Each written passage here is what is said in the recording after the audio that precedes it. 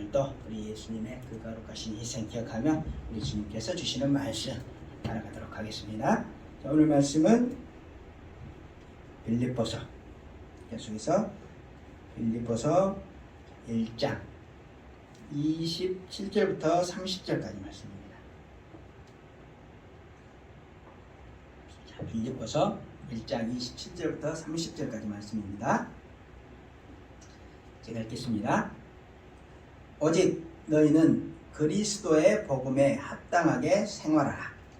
이는 내가 너희에게 가보나 떠나 있으나 너희가 한 마음으로 서서 한 뜻으로 복음의 신앙을 위하여 협력하는 것과 무슨 일에든지 대적하는 자들 때문에 두려워하지 아니하는 이 일을 듣고자 함이라. 이것이 그들에게는 멸망의 증거요 너희에게는 구원의 증거니 이는 하나님께로부터 난 것이라. 그리스도를 위하여 너희에게 은혜를 주신 것은 다만 그를 믿을 뿐 아니라 또한 그를 위하여 고난도 받게 하려 하십니다. 너희에게도 그와 같은 싸움이 있으니 너희가 내 안에서 본 바요 이제도 내 안에서 듣는 바니라. 아멘. 우리 기도하고 말씀 듣겠습니다. 아버지 하나님 감사드립니다. 오늘도 좋은 날 기쁜 날 주시고 그리스도 안에서 저희들 주님 말씀으로 또다시 회복하고 또 성장할 수 있는 귀한 은혜의 시간 허락해 주셨으니 감사드립니다. 이 시간도 우리 하나님께서 주신 말씀 가슴에 잘 새기고 주님께서 일러주신 그 말씀대로 잘 따라가는 저희들 될 수 있도록 성령의 기름 부으심 임하여 주시옵소서. 우리 주님 거룩하신 임재가 오늘도 저희들 모두 가운데 역사하시기를 간절히 바라오며 거룩하신 예수 그리스도 이름으로 간절히 기도드립니다. 아멘. 자, 우리 계속해서 지금 사도행전이라고 하는 큰 지금 서사시 가운데 들어있는 우리 빌립보서의 내용을 지금 따라가고 있습니다. 자, 사도행전. 자, 사도행전의 그 시간 속에서 그 시간 안에 들어있는 한쪽 그 빌립보서의 그런 시기 가운데 말씀을 따라가고 있는데 그렇기 때문에 우리가 항상 사도행전을 또 정리하고 넘어가는 시간을 또 놓치면 안 되겠죠. 자, 사도행전. 자, 사도행전은 우리 어떤 내용이라고 했습니까? 사도행전. 자, 사도행전. 자, 누구께서? 하나님께서. 항상 하나님께서입니다. 우리가 예수님을 너무 사랑하지만 예수님보다 먼저 하나님 계십니다. 하나님. 하나님께서 하나님 아들 예수님의 우리를 위한 십자가 대속 죽으심과 부활이라고 하는 그 기초 위에 성령님을 보내셔서 교회를 세우신 이야기죠. 그리고 그 교회를 세우시면서 뭘 하십니까? 땅끝까지 복음을 전파하시면서 세상 모든 민족을 구원해 나가시는 그런 섭리를 우리가 살펴보고 있습니다. 자, 사도행전의 내용. 자, 절대 놓치시면 안 됩니다. 사도행전의 내용. 어쩌면 사도행전의 내용이 어쩌면이 아니고 이 사도행전의 내용이 성경 전체의 내용이죠. 그리고 우리도 그 시간 안에 지금 들어있죠. 자, 하나님께서 자신의 아들 예수 그리스도를 그 십자가의 죽으심과 부활의 그런 영광의 토대 위에 성령님을 보내셔서 교회를 세우시고 땅끝까지 복음을 전파하시며 세상 모든 민족을 구원해 나가시는 그 하나님 섭리 가운데 지금 모든 성경책이 쓰여져 있는 것이고 우리가 그 시간 안에 우리도 들어가 있는 겁니다. 그거 우리가 잊으시면 안 된다고 했습니다. 그래서 이제 예수님을 보내신 다음에 이제 교회를 최초로 어디에 세우십니까? 예루살렘 교회에 세우시죠. 예루살렘. 자, 그리고 그 예루살렘 밑에 어디로 복음을 전파하십니까? 예루살렘 밑에 예루살렘을 포함하고 있는 자, 유대 지방으로 그리고 사마리아로 그 북쪽 사마리아로 그리고 결국 아프리카 땅을 지나고 그 구브로 섬을 지나고 하면서 안디옥까지 이제 교회를 세우시죠. 안디옥까지. 자, 그러면서 이제 본격적으로 이제 사도 바울과 바나바를 사용해서 이제 땅끝까지 복음 전파 사역을 이제 시작을 하는 거죠. 그래서 1차 이제 선교가 시작이 되는데 안디옥에서부터 이제 실루기아 또 구브로 섬에 있는 살라미 그리고 바보로 넘어가죠. 바보. 저 끝에 바보. 그래서 자, 그런 다음에 이제 버가로 넘어가죠. 버가에서 큰 사건이 하나 있었죠. 마가가 돌아가 버리는 사건. 자, 버가에서 이제 비시디아 안디옥으로 또 올라갑니다. 비시디아 안디옥으로. 그리고 거기서 또 어디로 다시 내려옵니까? 이고니온으로 내려오죠. 그리고 루스드라와 더베까지. 그래서 1차 선교 여행을 마치죠. 1차 선교를 마친 다음에 자, 돌아와서 여러 가지 문제 때문에 다시 2차 선교를 준비하죠. 엄청난 이제 뭡니까? 할례 문제, 그리고 자, 율법, 준수 문제 이런 것들이 터지면서 자, 지금 구약 성경을 어떻게 해석할 것인가? 자, 이런 문제로 다시 한번 이런 문제를 해결한 다음에 다시 한번 이제 2차 선교 여행을 떠나면서 이미 1차 선교 여행에서 이제 다져놨던 그 지역의 교회들을 돌보고 이제 계속해서 다른 지역에 복음을 전파하죠. 자, 그래서 이제 2차 선교 여행의 그런 과정이 어떻게 됐습니까? 역순으로 간다 그랬죠. 역순. 그래서 더베로 갔다가 루스드라로 들어가고 그 다음에 이고니온까지 올라가죠. 그리고 그 다음에 이제 여러 지역, 그 주변 지역까지 살펴본 다음에 이제 어디로 갑니까? 여러 가지 살이 붙었지만 결국 간 곳은 어디냐 하면 갈라디아입니다. 갈라디아. 그리고 갈라디아에서 어디로 가냐 하면 무시아의 두로와 항구로 가는 거죠. 자, 거기서 완상을 보죠. 마게도냐 사람들이 자, 우리로 와서 도우라. 이런 환상을 하나님께서 열어주시면서 이제 유럽 쪽으로 이제 선교의 길을 또 넓혀가죠. 그래서 이제 드디어 어디로 갑니까? 아시아를 넘어서 복음이 유럽으로 들어갑니다. 유럽 쪽으로.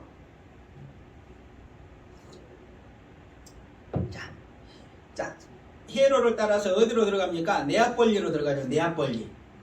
그리고 첫 번째로 도착한 성이 빌립보입니다. 빌립보.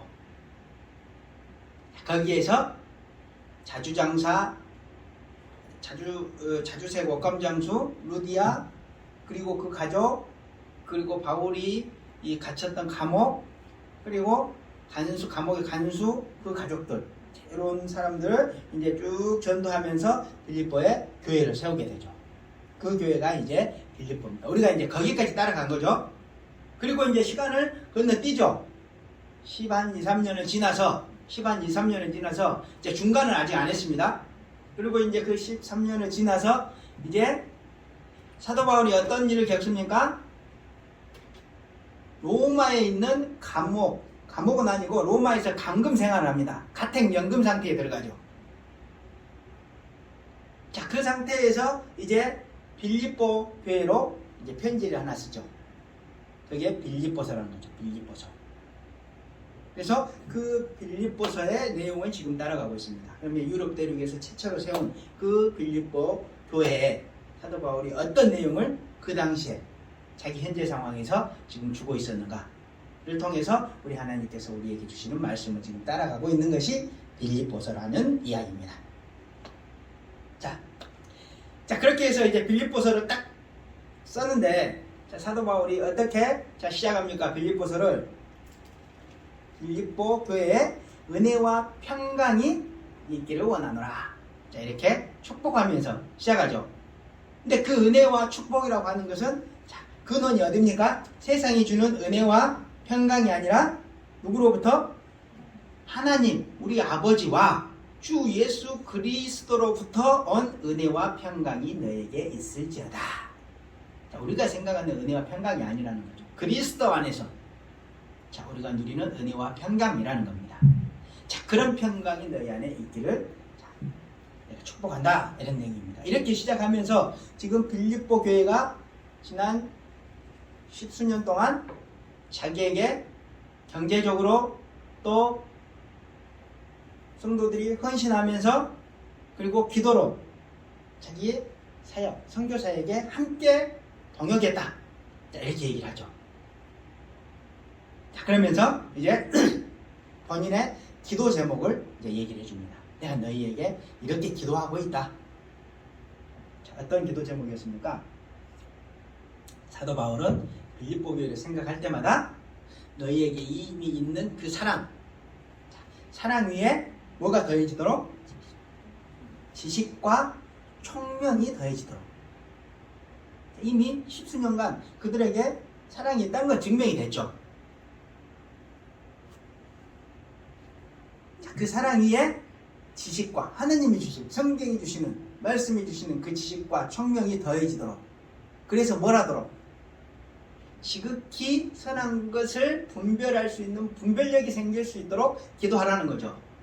그러니까 지극히 선한 것. 지극히 선한 것은 뭐라고 했습니까? 진짜 복음일 수도 있고, 진짜 복음과 가짜 복음, 또 뭐 값싼 복음, 이런 것들을 구별하는 걸 수도 있지만, 지금 내용에 맞는 것은, 지극히 선한 것은 뭐냐면 바울이 당하고 있는 고난이라는 거죠. 고난, 감금생활이라고 하는 겁니다. 자, 이런 것들에 대한 분별력이 생길 수 있도록, 하나님의 시선으로 볼 수 있도록 내가 기도하고 있다. 자, 이런 내용이죠. 이런 내용.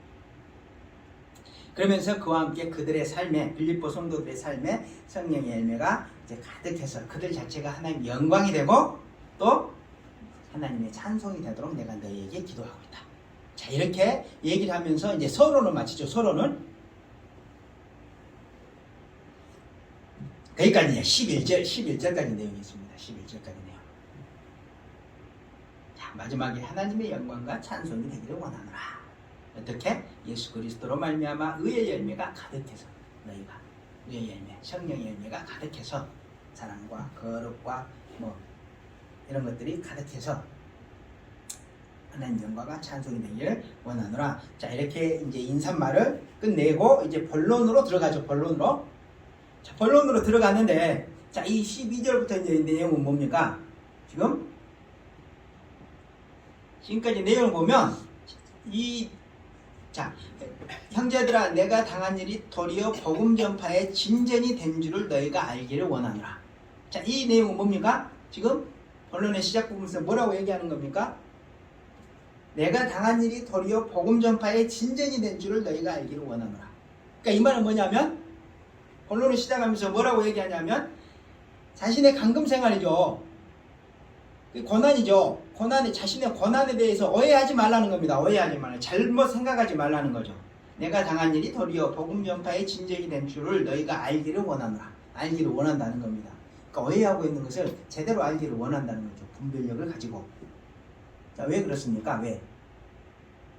앞에서 얘기했던 분별력이 딱 들어갔죠. 기도 제목에. 그런 앞에서 이 사도 바울이 기도했던 그런 분별력과 관련해서 고난은 결국 지극히 선한 거라는 겁니다. 분별력을 가지고 지극히 선한 것을 분별하라는 거죠. 그러니까 바울이 지금 처해 있는 상태는 지극히 선한 상태라는 거죠. 지극히 선한 고난의 상태라는 거죠.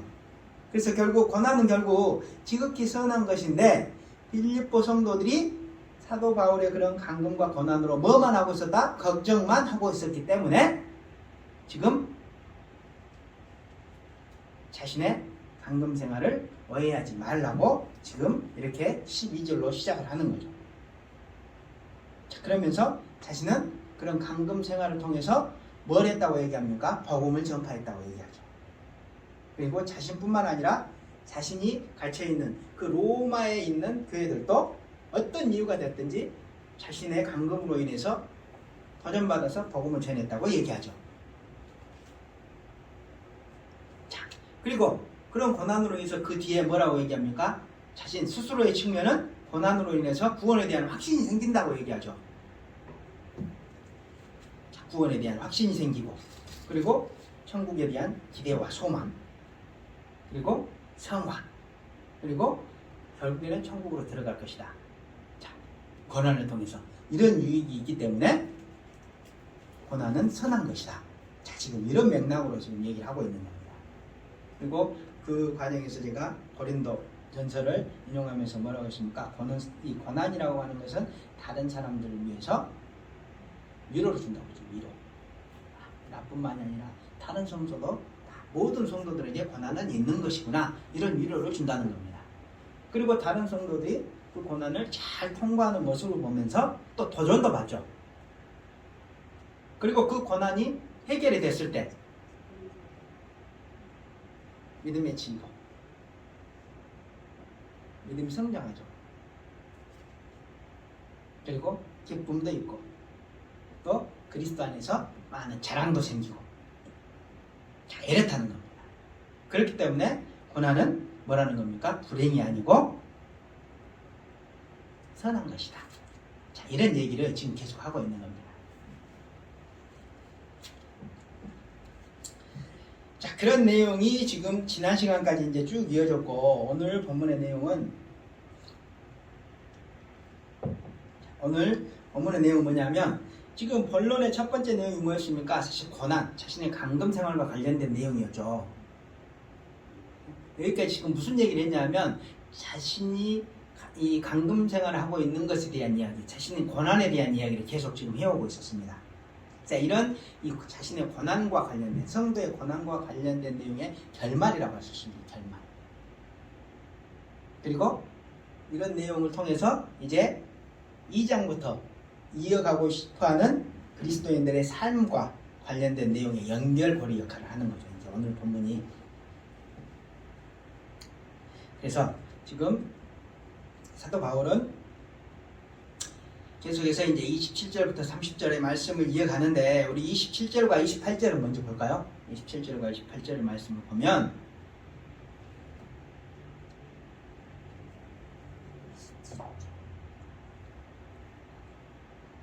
자, 27절과 28절의 말씀을 보면 뭡니까? 어떻게 되어 있습니까? 오직 너희는 그리스도의 복음에 합당하게 생활하라. 이는 내가 너희에게 가보나 떠나 있으나 너희가 한 마음으로 서서 한 뜻으로 복음의 신앙을 위하여 협력하는 것과 무슨 일에든지 대적하는 자들 때문에 두려워하지 아니하는 이 일을 듣고자 함이라. 이것이 그들에게는 멸망의 증거요 너희에게는 구원의 증거니 이는 하나님께로부터 난 것이라. 자, 여러가지 지금 얘기를 하고 있습니다. 자, 먼저 첫 번째 구절을 보면 오직 너희는 그리스도의 복음에 합당하게 생활하라 이렇게 얘기하죠. 자, 오직 너희는 그리스도의 복음에 합당하게 생활하라. 자, 그리스도의 복음에 합당하게 생활한다는 것의 범위가 상당히 포괄적이죠. 구체적으로 뭔가 알 것 같은데 가만히 생각해 보면 이게 도대체 뭘까?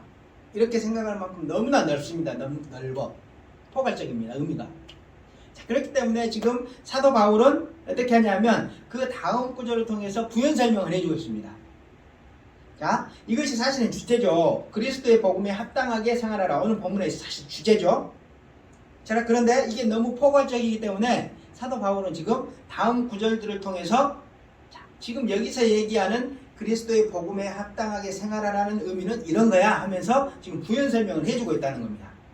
자, 오직 너희는 그리스도의 복음에 합당하게 생활하라. 이는 그렇게 얘기하죠. 그러니까 이 다음에 나오는 것이 그리스도의 복음에 합당하게 생활하는 것의 의미라는 겁니다. 여기서 말하는.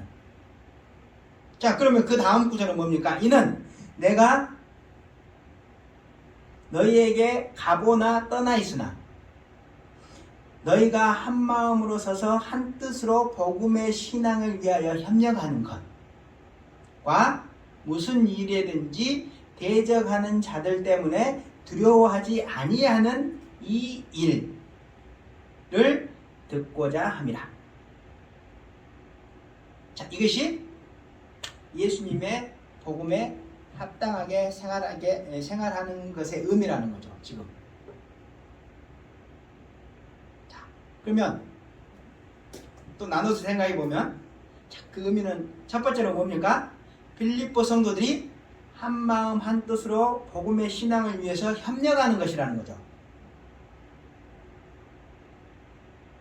자, 오직 너희는 그리스도의 복음에 합당하게 생활하라. 이는 내가 너희에게 가보나 떠나 있으나 너희가 이 빌립보 성도들이 한 마음으로 서서 한 뜻으로 복음의 신앙을 위하여 협력하는 것. 이게 첫 번째죠. 자, 그리고 두 번째는 뭡니까? 무슨 일에든지 대적하는 자들 때문에 두려워하지 아니하는 이 일, 아니하는 것. 그러니까 예수님의 복음에 합당하게 생활하는 것에 여기서 이 내용은 뭐냐면 두 가지가 나왔습니다. 두 가지. 첫 번째는 너희가 한 마음으로 서서 한 뜻으로 복음의 신앙을 위하여 협력하는 것. 그리고 두 번째는 무슨 일이든지 대적하는 자들 때문에 두려워하지 않는 것. 자, 이게 그리스도의 복음에 합당하게 생활하는 가르치시라는 거죠. 자, 이 구절을 잘 읽어보면, 자, 지금 이 구절은 우리에게 당시 빌립보 교회의 상황을 짐작해 볼 수 있는 그런 암시를 제공하고 있습니다. 어떤 암시. 자, 가만히 이 구절을 생각해 보면 지금 그 당시에 빌립보 교회의 상황이 어땠는지 암시를 주고 있죠. 어떤 암시를 주고 있습니까? 당시 빌립보 교회가 그러면 개최가 이제 몇 년이 됐습니까? 한 2, 3년이 됐겠죠. 10년이 조금 넘었겠죠. 자, 그 시간을 지나는 동안 어떤 사람들이 교회 안에 나타났다는 겁니까? 생겼다는 겁니까? 대적자들이 생겼다는 거죠. 대적자들. 자, 대적자들. 자, 빌립보 교회 안에 지금 대적자라고 하는 사람들이 생겨났다는 겁니다. 자, 그런데 그 상황을 지금 사도 바울의 관점, 사도 바울이 다른 성도들의 그런 소식을 듣고 가만히 봤을 때 빌립보 성도들이 그런 대적자들을 상대로 한마음 한뜻으로 협력해서 복음을 지켜내야 하는 상황이었다는 거죠. 그 상황이. 자, 이해가 되십니까? 그러니까 어떤 대적자들이 나타났는데 빌립보 교회 그 상황을 가만히 사도 바울이 보니까 빌립보 성도들이 그런 대적자들을 상대로 한마음 한뜻으로 협력하면서 복음을 지켜내야 하는 상황이었다는 겁니다.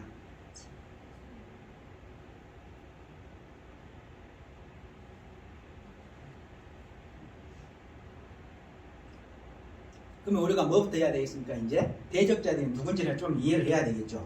갑자기 대적자가 나왔으니까. 그러니까 대적자가 나왔다는 말은 뭡니까? 좀 머리 아픈 일이 생겼고 교회에 고난이 생겼다는 거죠. 자, 그런데 그 대적자들은 누구겠습니까? 사도 바울이 빌립보에 있을 때 왜 감옥에 갔습니까? 귀신 들린 여종을 치유했는데 그 주인들이 고발을 했죠. 그럼 그 주인들이 사도 바울이 떠나고 났을 때, 물론 좀 준비를 해놨지만, 사도 이 바울이 준비를 해놨지만, 그 귀신 들린 여종의 주인들이 교회를 가만히 뒀을까요? 안 뒀을까요? 계속해서 교회를 공격했겠죠. 교회 밖에, 그러니까 그 대적자들은 첫 번째 어떤 사람이었을 수 있냐면 교회 밖에 불신자들, 귀신의 여종 같은, 귀신 들린 여종의 주인들 같은 그런 불신자들이었을 수 있다는 거죠. 그에 동조하는 자들. 힘이 상당히 있었으니까 바로 바울을 고발했죠. 그래서 감옥까지 보냈죠. 계속 그럴 수 있었다는 겁니다. 대적자들은.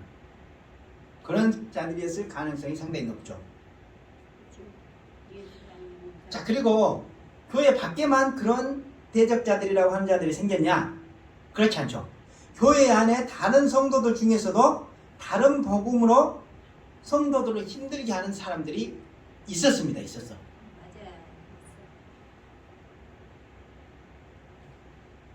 자, 빌립보서를 한번 볼까요? 빌립보서 3장 2절부터 좀 보시면 그런 사람들에 대해서 사도 바울이 지금 뭐라고 좀 뒤에 쓰냐면, 개들을 삼가하고 행악하는 자들을 삼가하고 몸을 상해하는 일을 삼가하라. 자, 개들이라고 하죠. 그런 사람들은 교회 안에 있는 사람들한테 지금 얘기하는 겁니다. 행악하는 사람들이요 얘기합니다. 그리고 몸을 상해하는 일을 삼가하라. 몸을 상해한다. 이게 뭘까요?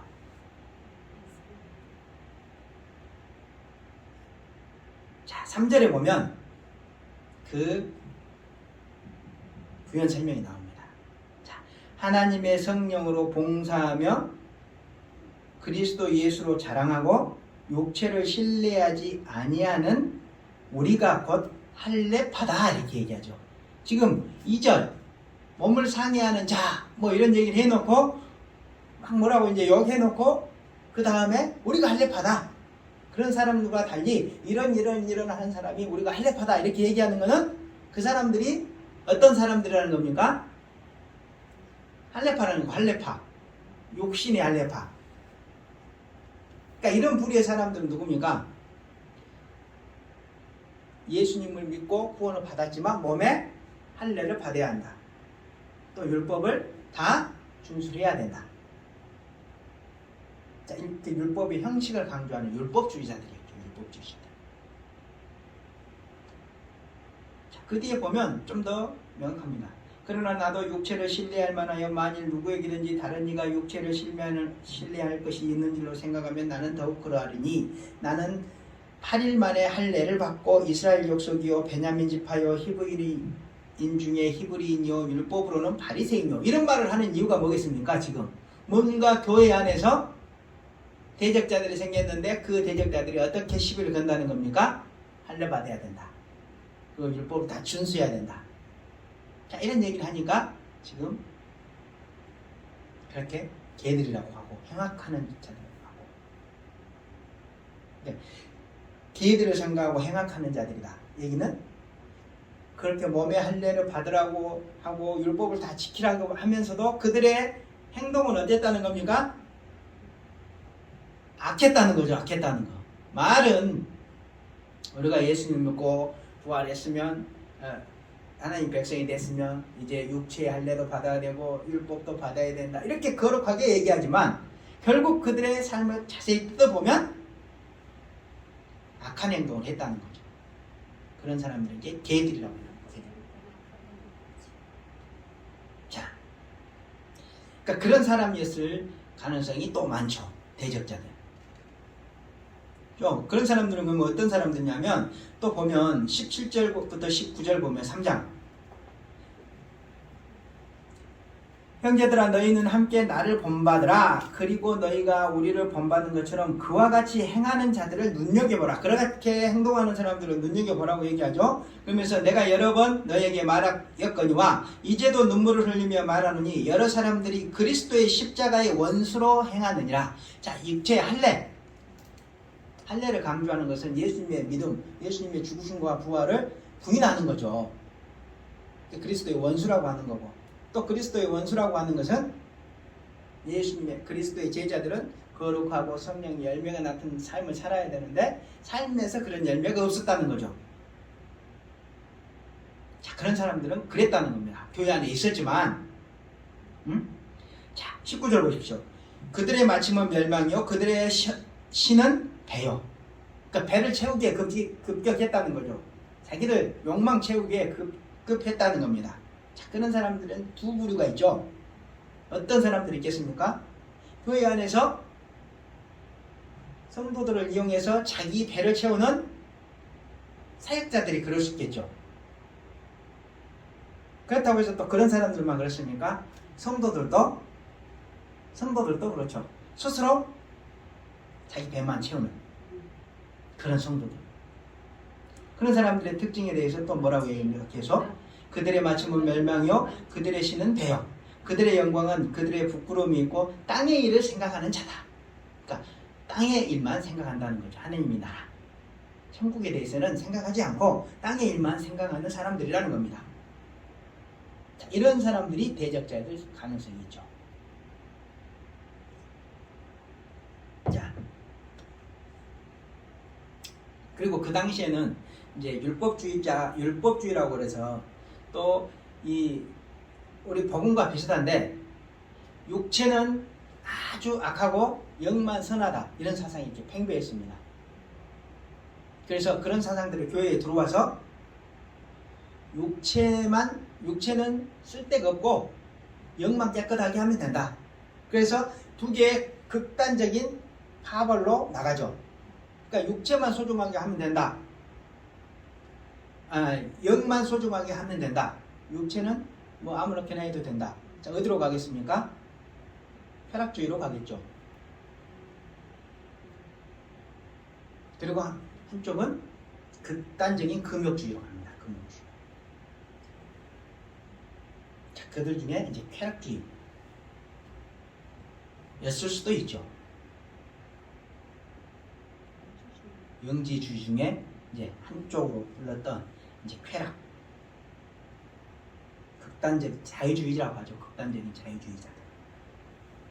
그리고 이제 갈라디아서도 보면 갈라디아서 말씀 뭐라고 합니까? 구약의 율법은 모두 폐기됐다고 얘기하니까 이제 그거 안 지켜도 된다. 이렇게 얘기하면서 말씀을 잘못 해석해서 도덕적인 그런 기준도 그냥 우리가 무시해도 된다. 자, 이렇게 생각하는 도덕 폐기론자들. 자, 이런 여러 부류의 사람들이 있다는 거죠. 그러니까 이 대적자라고 하는 것, 교회를 그 당시에 힘들게 하는 것의 그런 형태를 보면 외부적으로 직접 핍박하는 이런 핍박도 있었지만 교묘하게 들어와서 성도들이 세상 가치에 빠져들게 유혹하는 그런 유혹도 있다는 거죠. 그러니까 교회 안에 고난이라고 하는 것은 물리적인 고난도 있지만 영적인 그런 유혹도 고난의 형태로 온다는 겁니다. 지금.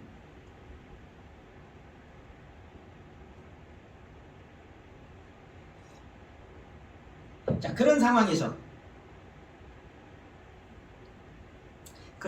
지금 사도 바울이 말하고 있는 한마음 한뜻으로 복음의 신앙을 위해 협력하는 것의 의미는 뭘까요? 그런 상황에서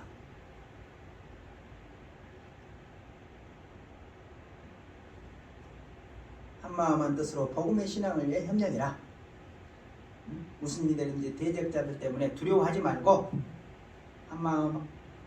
한마음으로 서서 한뜻으로 복음의 신앙을 위해 협력해라 이렇게 얘기하는데, 자, 그 의미는 뭐냐면 교회 안과 밖에서 오는 그런 복음에 대한 공격, 그리고 박해, 또 복음의 왜곡 등의 그런 권한, 유혹의 형태들에 대해서 빌립보 성도들이 한마음과 한뜻으로 협력해서 뭘 지키라는 겁니까? 예수님의 십자가 대속 죽으심과 부활의 진리를 지키고 하나님 나라 천국을 바라보면서 그들과 싸우라는 겁니까? 싸우지 말라는 겁니까? 싸우지 말라는 거죠. 사실은 그들과 육체적으로 싸우지 않고 성령의 열매가 나타나는 모습으로 서로 의지하며 살아가라는 거죠. 그렇게 하면서 순수복음을 지켜내라는 거죠. 자, 이 얘기가 이제 그 얘기입니다. 그런 여러 고난 또 유혹, 그런 상황 앞에서 서로 협력하면서 순수한 복음, 예수님의 십자가 대속 죽으심과 부활의 토대 위에 하나님 나라를 바라보면서 성령 열매로 누가 대적하지 않고 그런 순수 복음을 지켜내는 것. 자, 그렇게 살라는 겁니다. 그렇게 살라는 것. 자, 그러면서 뭐라고 얘기합니까? 계속해서 이것이 그들에게는 멸망의 증거요 너희에게는 구원의 증거다 이렇게 얘기하죠. 자, 이것이 그들에게는 멸망의 증거요 너희에게는 구원의 증거다 이렇게 얘기하죠. 자, 이것은 뭡니까? 그럼 이거 자, 이것은 지금 대적자들한테도 해당이 되고 너희한테도 해당이 되는 겁니다. 그러니까 대적자들한테 해당이 되는 이것은 뭐냐면, 대적자들이 지금 교회 안팎에서 교회에 대한 박해 또 복음을 왜곡하는 것으로 교회와 성도들을 힘들게 하는 사건이죠. 자, 이것은 그런 사건은 대적자들이 교회 안팎에서 교회에 대해서 박해하고 또 복음을 왜곡해서 교회와 성도들을 힘들게 하는 그런 사건은 그들에게는 멸망의 증거라는 거죠. 그들에게 멸망의 증거. 자, 무슨 의미입니까? 교회 밖에 불신자 중에 성도를 핍박하는 사람들, 박해하는 사람들, 그리고 교회 안에서 다른 성도들 중에 교회 안에 다른 성도들 중에서 율법의 형식만 강조하면서 내용, 성령의 열매가 나타나지 않는 사람들. 자, 그런 사람들은 뭐라는 겁니까? 멸망받고 심판받고 지옥의 형벌을 받는다는 겁니다. 자, 이미 그런 사람들 많이 있었죠. 구약에서도 그런 사람들 많이 있었죠. 자, 1차적으로 구약시대 마지막에 자, 율법의 형식만 강조하는 그 율법주의자들 심판받았습니까? 안 받았습니까? 자, 그런 사람들이 어디 있습니까? 율법의 형식만 강조하는 사람들. 말라기에서 한번 볼까요? 말라기에서 1장 6절부터 10절까지 보면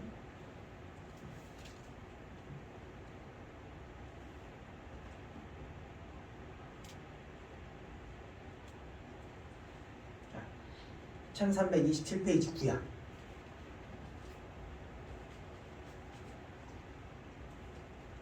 말라기서 1장 6절부터 10절까지를 보면 자, 율법주의자들을 심판받는다는 겁니다. 자, 내 이름을 멸시하는 제사장들, 구약의 제사장들이죠. 나 만군의 여호와가 너희에게 이르기를 아들은 그 아버지를 종은 그 주인을 공경하나니 내가 아버지일진데 나를 공경함이 어디 있느냐, 내가 주인일진데 나를 두려워함이 어디 있느냐 하나 너희는 이르기를 우리가 어떻게 주의 이름을 멸시하였나이까 하는도다. 하나님께서 계속 너희 하는 행동이 나를 멸시하고 두려워하지 않는 것이다 얘기하지만 계속 아닙니다, 우리 잘하고 있습니다 이렇게 얘기했다는 거죠. 자, 7절 보시면 너희가 더러운 떡을 나의 제단에 드리고도 말하기를 우리가 어떻게 주를 더럽게 하였나이까 하는도다. 이는 너희가 여호와의 식탁은 경멸히 여길 것이라 말하기 때문이라. 이제 행동으로 그렇게 얘기했다는 겁니다. 행동으로, 삶으로. 자, 8절 보면 만군의 여호와가 이르노라 너희가 눈먼 희생제물을 바치는 것이 어찌 약하지 아니하며 저는 것 병든 것을 드리는 것이 어찌 약하지 아니하냐. 이제 그것을 너희 총독에게 드려보라. 그가 너희를 기뻐하겠으며 너를 받아주겠느냐. 만군의 여호와가 이르노라 너희는 나 하나님께 은혜를 구하면서 우리를 불쌍히 여기소서 하여 보라. 너희가 이와 같이 하였으니 내가 너희 중 하나인들을 받겠느냐. 만군의 여호와가 이르노라 너희가 내 제단 위에 헛되이 불사르지 못하게 하기 위하여 너희 중에 성전문을 닫을 자가 있었으면 좋겠도다. 내가 너희를 기뻐하지 아니하며 너희가 손으로 드리는 것을 받지도 아니하리라. 이렇게 얘기하죠. 자, 이 당시에 사람들이 어떻게 했다는 겁니까? 11조는 드리긴 드렸죠. 근데 어떤 것을 드렸다는 겁니까? 형식적으로 드렸다는, 형식에 맞춰서 드렸다는 거죠. 자, 어떻게? 눈먼 것, 저는 것, 병든 것을 드렸다는 겁니다.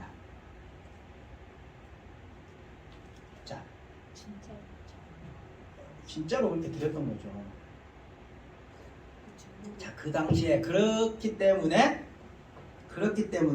하나님께서 선지자들을 보내서 너희 그렇게 하는 것은 나를 두려워하지 않는 것이고 나를 공경하지 않는 것이라고 계속 얘기해왔죠. 그런데도 제사장들은 다 그렇게 드렸다는 겁니다.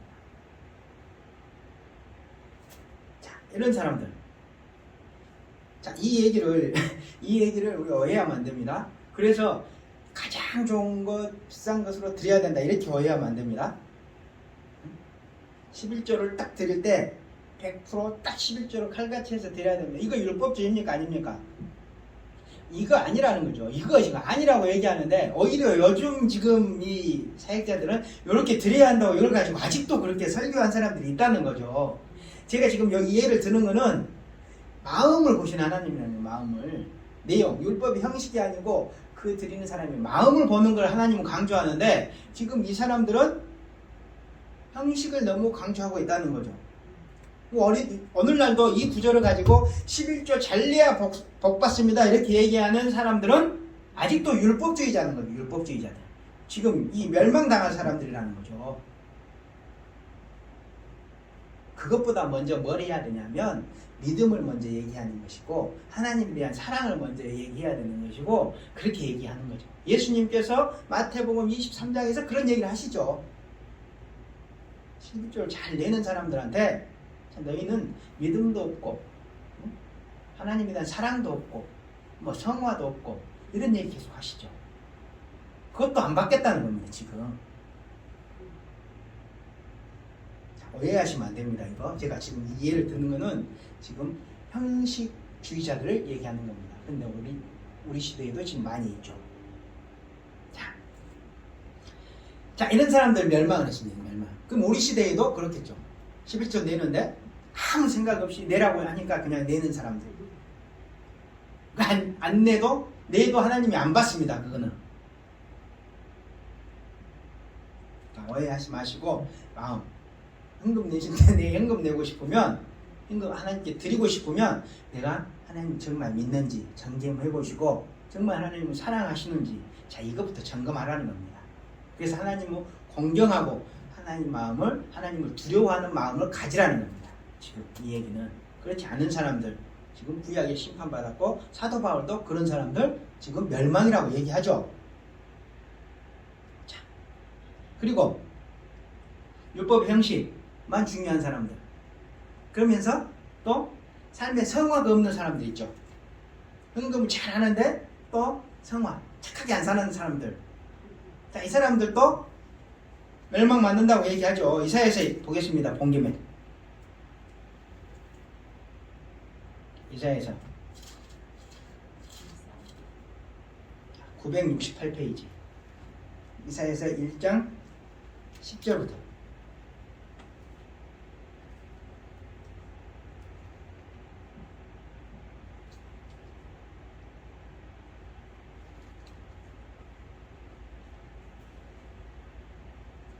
자 1장 10절부터 제가 읽어보겠습니다. 너희 소돔의 관원들아 여호와의 말씀을 들을지어다. 너희 고모라의 백성들아 우리 하나님의 법에 귀를 기울일지어다. 자 지금 이스라엘 백성들한테 뭐라고 얘기합니까? 소돔과 고모라의 사람들이라고 얘기하죠.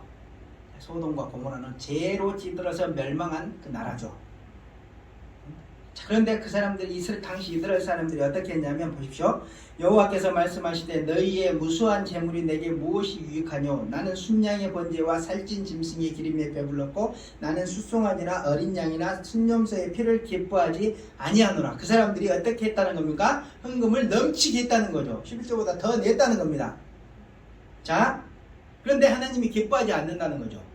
왜 기뻐하지 않을 거예요? 너희가 내 앞에서 보이러 오나니 예배드리기 정말 제사를 드릴 때 하나님을 공경하고 두려워한 마음에 하나님께 드리는 것이 아니고 그냥 드려야 하니까 자, 내 앞에 보이러 왔다는 거죠. 보이러 오니 이것을 누가 너희에게 요구하였느냐? 마당만 밟을 뿐이자 헛된 재물을 다시 가져오지 말라. 분향은 내가 가진 여기는 바요 월삭과 안식일과 대회로 모이는 것도 그러하니 성의와 아울러 악을 행하는 것을 내가 견디지 못하겠노라. 예배 잘 드리고 제사 잘 드리고 헌금 잘하고 그랬는데 이 사람들의 문제는 뭡니까? 성령의 열매가 없었다는 거죠. 악을 행했다는 겁니다. 성애와 아울러 악을 행하는 것을 내가 견디지 못하겠노라. 내 마음이 너희의 월삭과 정한 절기를 싫어하나니 이것이 내게 무거운 짐이다. 오히려 그게 짐이라는 겁니다. 자, 우리 오늘날 이렇게 사는 사람들이 성도들이 엄청나게 많죠. 근데 하나님께서는 그런 예배 자체가 무거운 짐이라고 얘기합니다. 자, 내가 질이 곤비하였느니라. 너희가 손을 펼 때 내가 내 눈을 너희에게서 가리고 너희가 많이 기도할지라도 내가 듣지 아니하리니 이는 너희의 손에 피가 가득함이라. 자, 이런 사람들은 어떻게 된다는 겁니까? 지금 멸망받는다는 그러면서 너희는 스스로 씻으며 스스로 깨끗하게 하여 내 목전에서 너희 악한 행실을 버리며 행악을 그치고 자, 내 목전에서 하나님이 보고 있으니까 자, 너희 악한 행실을 버리며 행악을 그치고 선행을 배우며 정의를 구하며 학대받는 자를 도와주며 고아를 위하여 신원하며 과부를 위하여 변호하라 하셨느니라. 자, 그런데 그런 행동들이 뭐였다는 겁니까? 멸망의 증거였다는 거죠. 구약 이스라엘도. 그런데 신약 시대의 빌립보 교회 안에도 그런 사람들이 생겨났는데 그런 사람들도 결국은 그런 그들의 행동으로 인해서 뭘 한다는 겁니까? 멸망받는다는 거죠. 심판받는다는 거죠. 교회 안에 있지만. 자, 다음 구절은 이제 뭐라고 얘기합니까? 그 다음 구절은 자, 너희에게는 구원의 증거다 이렇게 얘기하죠. 자, 그 핍박하는 사람들이 핍박하고 복음을 왜곡하게 해서 교회를 힘들게 하는 그런 것들을 하는 사람들은 멸망의 증거지만 그런 행동들이 너희에게는 구원의 증거라는 거죠. 너희에게는 구원의 증거. 아까 앞에서 이것이 앞에 뭡니까? 이것이 그들에게는 멸망의 증거요. 또 이것이 너희에게는 구원의 증거다. 이렇게 얘기할 수 있다고 그랬죠, 제가. 그러니까 이것이 한편으로 지금 그 성도들과 관련해서는 빌립보 교회의 나머지 성도들과 관련해서는 이것이 의미가 뭐냐면 그 빌립보 성도들이 그런 핍박과 박해, 권한, 유혹 속에서도 서로 한마음 한뜻으로 협력하는 거죠. 그리고 온전한 복음의 진리를 지켜내서 그리스도인답게 예수님의 길을 쫓아가며 거룩하고 순결하고 사랑의 모습으로 살아가는 거예요. 그런 외부적인 핍박이 다가오지만, 유혹이 다가오지만, 그런 유혹에 정말 순수한 복음을 지켜내면서 그리스도인답게 예수님을 쫓아가는 그런 모습으로 살아가는 것. 그런 것이 뭐라는 겁니까? 너희에게는 구원의 증거라는 거죠. 구원의 증거다. 그렇게 살아가는 빌립보 교회 성도들의 삶이 어떻게 된다는 겁니까? 마지막 때 그들을 완전한 구원으로 인도해 줄 것이라는 의미죠.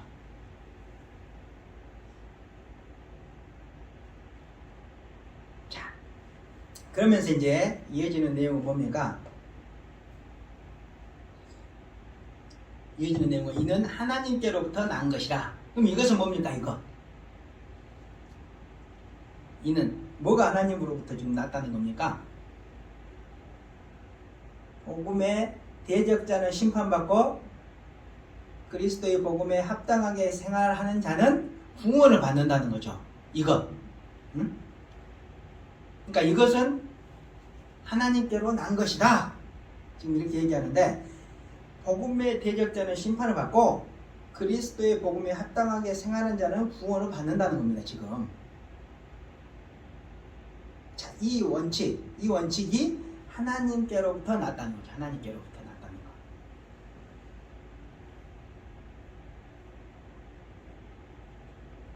지금 사도 바울은 복음의 대적자가 심판받고 그리스도의 복음에 합당하게 생활하는 자는 구원이다. 자, 이렇게 얘기하고 있는데 지금 자신이 말하는 이 내용이 자신이 지어낸 것이 아니라 하나님께서 제정해 놓으신 원칙이라는 겁니다. 원칙.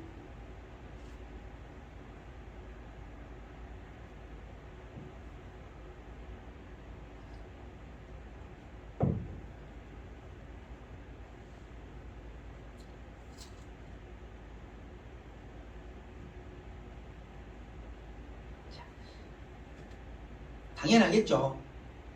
복음을 대적하는 자, 교회를 핍박하고 박해하고 또 복음을 왜곡해서 교회를 막 흔들어대고 또 성도들을 힘들게 하는 그런 사람들 심판받는 건 당연하죠.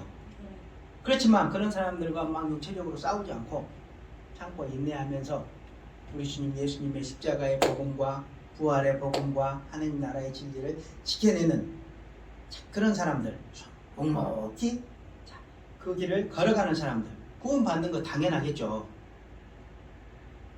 자, 이것이 하나님이 정하신 원칙이라는 거죠. 원칙. 자, 그러면 우리가 이제 하나님께 정말 은혜 받은 사람이다. 자, 은혜 받은 사람이다. 그러면 어떻게 살아가야 되겠습니까? 지금 고난뿐만 아니라 우리에게 쓱 다가오는 그 유혹의 그런 상황에 대해서 어떤 태도로 우리가 어떤 태도로 살아야 되겠습니까? 자, 먼저 우리 앞에 어떤 고난이 오더라도 그 고난에서 넘어지고 또 원망하고 불평하면 되겠습니까? 안 되겠습니까? 하나님은? 안 되겠죠. 그리고 어떤 이상한 복음이 들어왔습니다. 그리고 다른 복음이 들어왔습니다. 그리고 값싼 복음이 들어왔습니다. 그래서 우리는 막 유혹을 합니다. 자, 그랬을 때 그 유혹에 오염이 돼서 교회와 다른 성도들을 힘들게 하는 사람이 되면 되겠습니까? 안 되겠습니까? 안 된다는 거죠. 자, 우리는 어떻게 살아야 됩니까? 자, 오직 우리에게 은혜를 주시기 위해서 아들을 희생시키시고 또 우리에게 은혜를 주시기 위해서 자신의 목숨을 내주신 하나님과 그 아들 예수님의 은혜를 기억하고 감사하며 그 은혜에 반응하는 삶을 살아가면 되는 거죠. 그리스도인답게.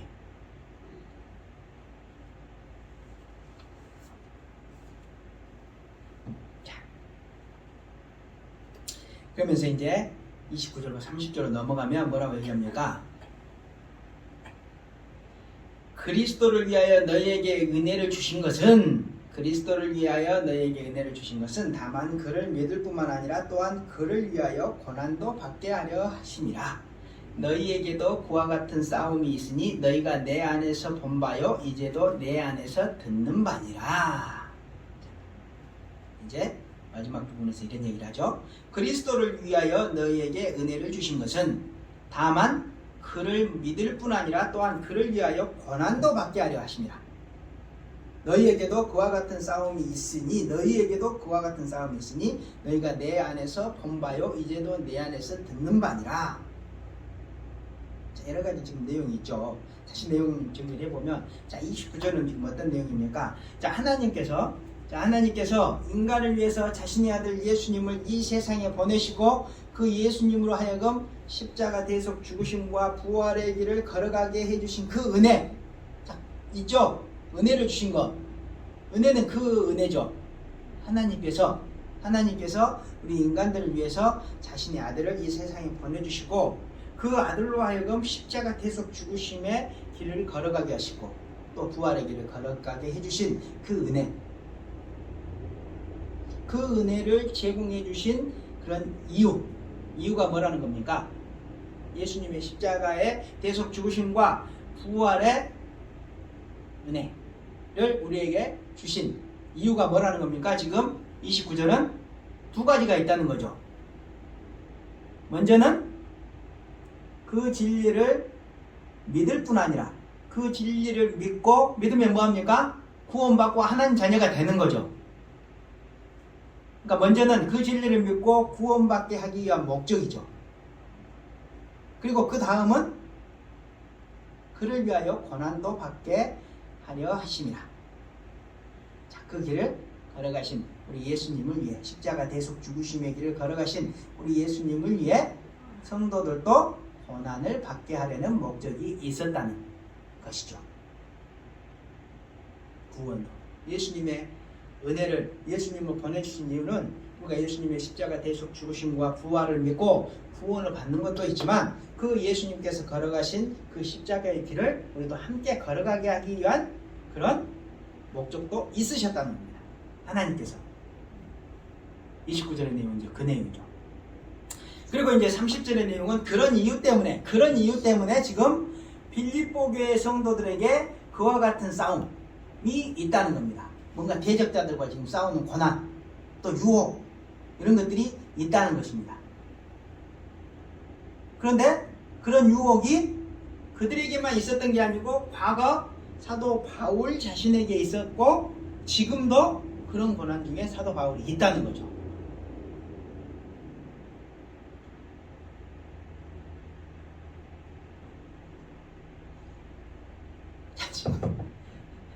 이게 쉬운 말 같지만 곰곰이 생각해보면 좀 이해가 또 안 되죠. 그렇지만 잘 정리해보면 하나님께서 예수님을 보내주신 이유는 우리가 믿고 구원을 받아서 하나님 자녀가 되게 하시는 목적이 있었고 그 예수님께서 걸어가신 그 길을, 그 고난을 우리도 함께 받게 하기 위한 목적이 있었다는 거죠. 그래서 빌립보 교회 성도들에게 그런 고난의 싸움이 있다는 거죠. 그리고 그들뿐만 아니라 사도 바울 자신에게도 그런 고난이 있었고 지금도 그런 고난 중에 있다는 겁니다. 자, 지금 계속 이렇게 쭉 내용을 보면 29절과 30절의 내용은 지금 뭡니까? 고난에 대해서 얘기하는 겁니다. 성도가 믿음 이후에 만나게 되는 그런 고난에 대해서 지금 계속 얘기하고 있는 거죠. 그러니까 지금까지 계속 성도의 고난과 관련된 내용을 하고 있었다는 겁니다. 지금 이 성도의 고난, 그 고난의 여러 형태, 유혹, 자, 이런 것들에 우리가 관심을 가지면서 이 내용을 읽어야 된다는 거죠. 자, 그랬을 때 지금 29절과 30절의 내용은 이제 27절과 28절과 연결해서 다시 정리해 보겠습니다. 이제 정리를 해보면 뭡니까? 성도가 성도로 살아가는 동안 핍박과 박해, 그리고 복음을 왜곡하는 여러 형태의 고난과 유혹들이 필연적으로 다가온다는 거죠. 우리가 성도가 성도로 살아가는 동안 핍박, 박해, 그리고 복음을 왜곡하는 여러 형태의 고난과 유혹의 상황들이 필연적으로 성도들에게 다가온다는 겁니다. 이 내용은. 그리고 그런 고난과 유혹과 관련해서 하나님께서는 처음부터 어떤 계획을 갖고 계셨다는 겁니까? 성도들이 예수님을 믿고 구원을 받는 것뿐만 아니라 그런 이제 고난과 유혹에 대해서 자신을 위해 죽어주신 그 예수님을 위해 고난도 함께 받도록 하기 위한 목적을 갖고 계셨다는 거죠. 자, 보십시오. 그런데 하나님께 구원의 은혜를 받았죠. 받았지만 그 사실까지는 아직 몰랐죠. 빌립보 성도들이.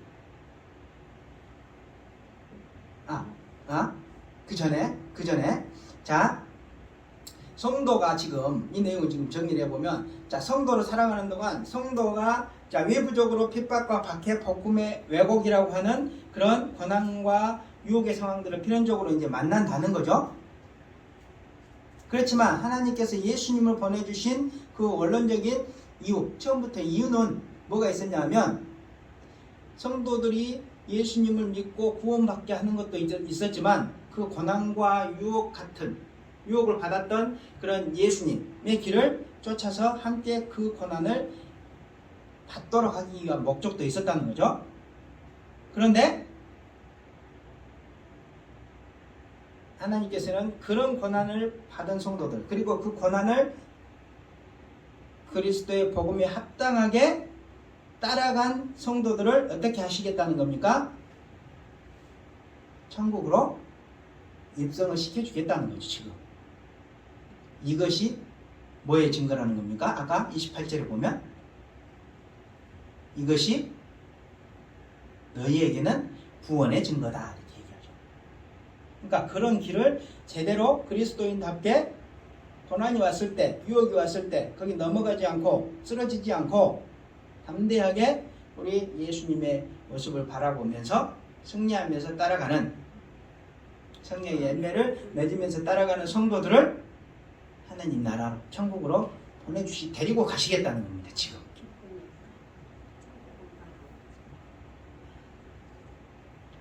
그런데 하나님께서 하나님께 그런 구원의 은혜를 받았지만 그 사실까지는 아직 몰랐던 빌립보 교회 성도들은 어땠다는 겁니까? 지금 자신들이 구원받은 이후 지금까지 이 세상에서 아무 고난 없이 살아가기를 바라는 마음을 가지고 있었다는 거죠. 자, 사도 바울은 그런 그들의 모습을 바라보면서 그들의 그런 생각은 잘못된 것이라는 사실을 교정해주고 있죠. 지금.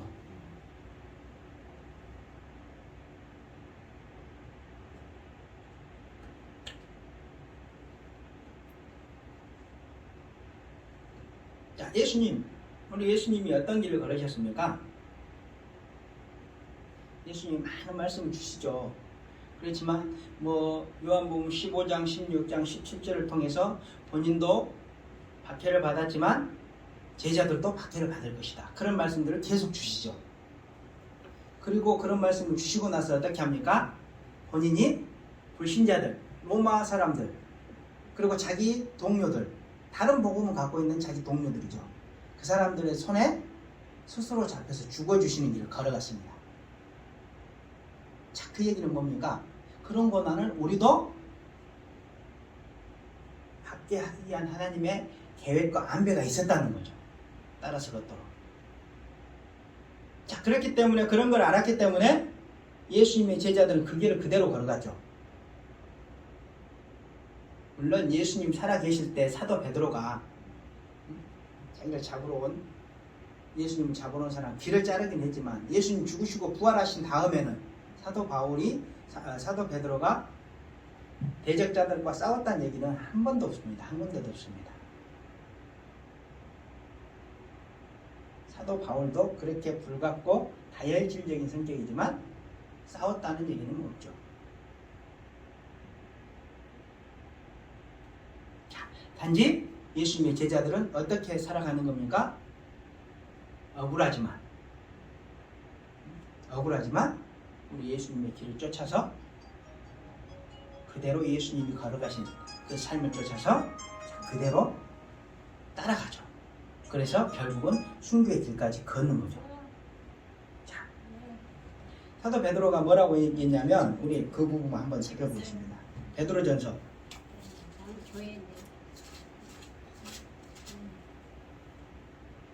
베드로전서 2장 18절부터 21절을 보시면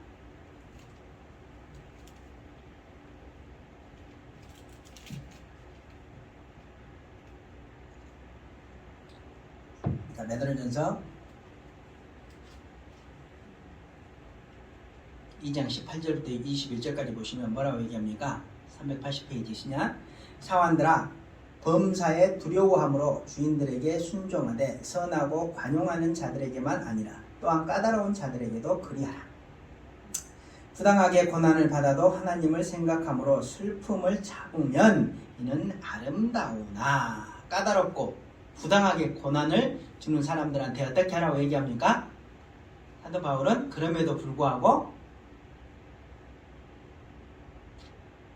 순종하고 참으라고 얘기하죠. 20절 죄가 있어 매를 맞고 참으면 무슨 칭찬이 있으리요. 그러나 선을 행함으로 고난을 받고 참으면 이는 하나님 앞에 아름다움이라. 우리가 선하게 살면서 고난이 들어왔을 때 그걸 싸우지 않고 그대로 참고 인내하면 그건 하나님 앞에 아름답다는 거죠. 21절 보시면 이를 위하여 너희가 부르심을 받았으니 그걸 위해서 성도가 부르심을 받았다는 겁니다. 그리스도도 너희를 위하여 고난을 받으사 너희에게 본을 끼쳐 그 자취를 따라오게 하려 하셨느니라. 자, 우리 예수님께서 뭘 하셨다는 겁니까? 그리스도도 너희를 위하여 고난을 받으사. 예수님께서 우리를 위해서 고난을 받았는데 그 고난 받으신 것이 너희에게 본을 끼쳐 그 자취를 따라오게 하려 하셨느니라. 이렇게 얘기하죠.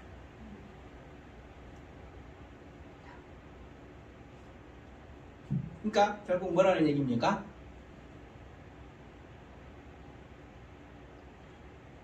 성도들에게 고난은 억울한 고난도 필연적으로 오는데 또 애매한 고난도 또 필연적으로 오는데 자, 그때 우리가 그리스도 하나님의 백성답게 예수님의 길을 예수님이 걸어가신 그 길을 잘 쫓아가야 된다는 겁니다.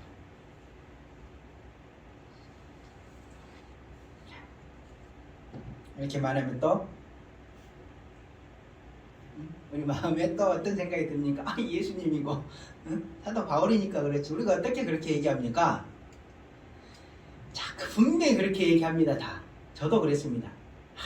목사님이 위에서 얘기하시니까 저렇게 얘기하시지 사람이 어떻게 그렇습니까? 그렇지만 성경은 또 다른 구절에서 어떻게 얘기할까요? 우리가 그럴 수 있다고 얘기합니다. 우리 히브리서 4장 15절 히브리서 4장 15절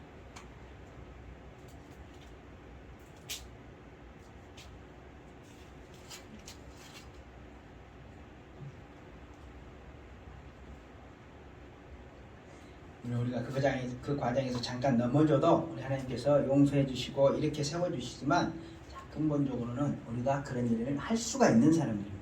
히브리서 4장 15절 보시면 우리에게 있는 대제사장 예수님이죠. 우리의 연약함을 동정하지 못하실 리가 아니요 모든 일에 우리와 똑같이 시험을 받으신 이로되 죄는 없으시니라 이렇게 얘기하죠. 좀 어렵죠 이 말이. 자 그런데 이제 이건 우리가 갖고 있는 건 개역 개정인데 이 전 버전을 보면 뭐라고 되어 있냐면 이제 개역 한글 버전을 보면 이렇게 되어 있습니다. 이 구절이 우리에게 있는 대제사장 예수님은 우리의 연약함을 체휼하지 아니하는 자가 아니요 모든 일에 우리와 같이 한결같이 시험을 받은 자다 이렇게 되어 있습니다. 그러니까 무슨 말이냐면 우리 예수님이 걸어가신 그 길은 체휼, 자, 우리가 살아가는 모든 일들을 다 그대로 인간으로 경험했다는 거죠. 그러니까 신성, 예수님 안에 신성은 싹 제거해버리시고 완전한 인간으로 우리가 살아가는 희노애락, 생로병사 모든 것들을 경험하셨다는 겁니다. 100% 우리 인간들이 경험한 모든 것을 예수님이 알고 경험하셨다는 겁니다. 그러시면서 우리를 동정하고 계신다는 거죠. 그렇지만 잘 보면 자, 우리 예수님께서 어떤 길을 걸으셨다는 겁니까? 완전한 인간으로 우리 생활에 일어나고 있는 모든 일들을 다 경험하시면서 자신이 이루실 일을 십자가의 길까지 걸어가셨다는 거죠. 그러면 우리가 그런 예수님을 바라보면서 우리도 할 수 있다는 겁니까? 없다는 겁니까? 할 수 있다는 거죠. 그런데 더 우리를 기쁘게 하는 얘기는 뭡니까? 지금 본문으로 보면 우리에게 있는 대제사장은 우리의 연약함을 동정하지 못하실 리가 아니요 우리의 연약함을 동정하신다는 거죠. 그래서 넘어지면 우리가 인간이기 때문에 넘어지죠. 원망도 하고 왜 그랬습니까? 이럴 수 있죠.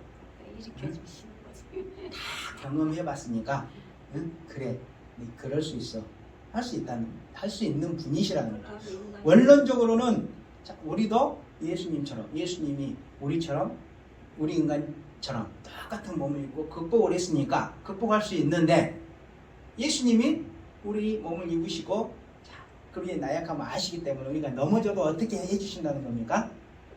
이렇게 세워주신다는 거예요. 그렇지만 우리는 무조건 넘어지면 됩니까? 안 됩니까? 안 되죠. 죽을 때까지 견디다가 넘어져 보는 거죠. 그러면 우리 예수님께서 위로를 주시겠죠. 동정해 주시고. 자, 지금 내용들을 쭉 계속 이렇게 장황하게 얘기를 했는데, 자 그러면 이제 하나님께서 우리에게 예수님을 보내주신 이유에 대해서 그 이유에 대해서 제가 다시 한번 정리를 해보겠습니다. 자, 하나님께서는 우리에게 자신의 아들 예수님을 보내시면서 예수님을 보내시면서 우리 마음에는 예수님의 십자가 대속 죽으심과 부활에 대한 믿음이 각인되기를 원하셨다는 겁니다. 그래서 하나님 자녀가 되기를 원하셨다는 겁니다. 우리 마음에는 예수님의 십자가 대속 죽으심과 부활에 대한 그런 명확한 믿음이 각인되고 새겨지기를 원하셨다는 겁니다. 우리 마음에는. 근데 우리 삶에는, 우리 몸과 우리 삶에는 예수님의 십자가 고난 같은 고난의 길을 예수님처럼 걸었다는 것이 각인되어 새겨지기를 원하셨다는 거죠.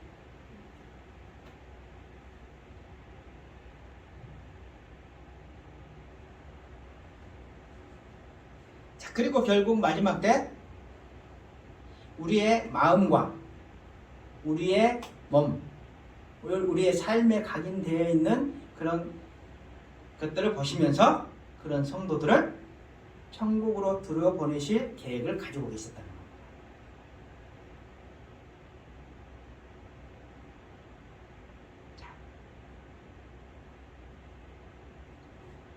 자, 우리 마음에 하나님께서 우리를 향하신 마음은 예수님 보내시면서 너희 마음에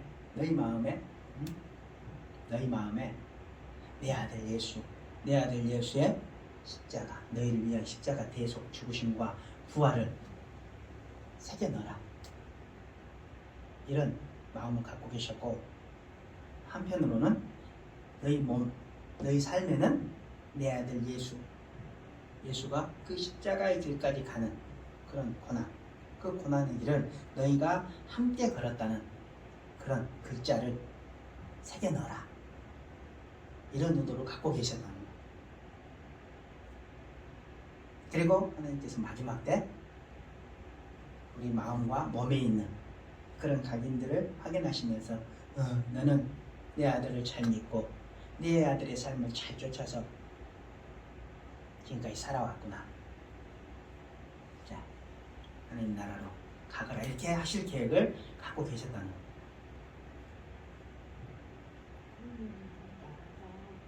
자, 결국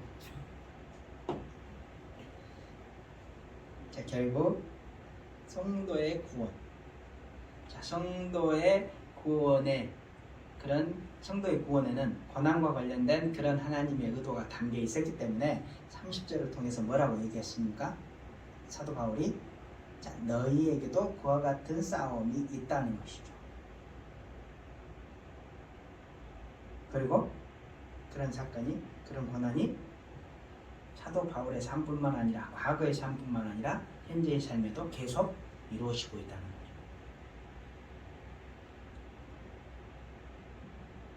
자, 오늘 내용의 결론입니다. 결론. 자, 결론 계속 지금 반복해서 이제 간단하죠. 성도에게 고난은 뭡니까? 하나님께서 허락하신 사건이라는 겁니다. 그리고 인생을 살아가며 어떤 모양이든 반드시 그 고난을 만나게 되어 있다는 거죠.